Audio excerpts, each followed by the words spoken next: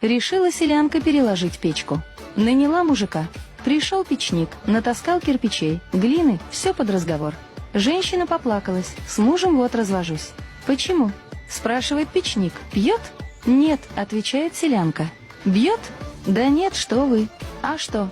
«Храпит сволочь так, что стекла дребезжат». В Москву возила, академикам показывала, денег кучу извела, все одно храпит. «А спит как?» – спрашивает печник. «На спине, как все», – отвечает женщина. «Как захрапит, раздвинь ему ноги», – советует мужик. На следующий день приходит печник доделывать работу и встречает его накрытый стол, нарядная хозяйка. «За что, хозяйка?» – спрашивает печник, работа-то не сделана. «Пес с ней, с печкой», – отвечает женщина. «Помог твой совет. Перестал мой мужик храпеть, как отрезала. Только скажи, как ты, простой печник, сумел сообразить то, до чего академики не додумались? Жизнь семейную мою спас, ведь я его черта люблю».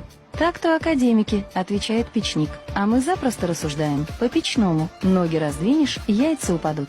Яйца упадут, задницу закроют. Тяги нет и храпа нет».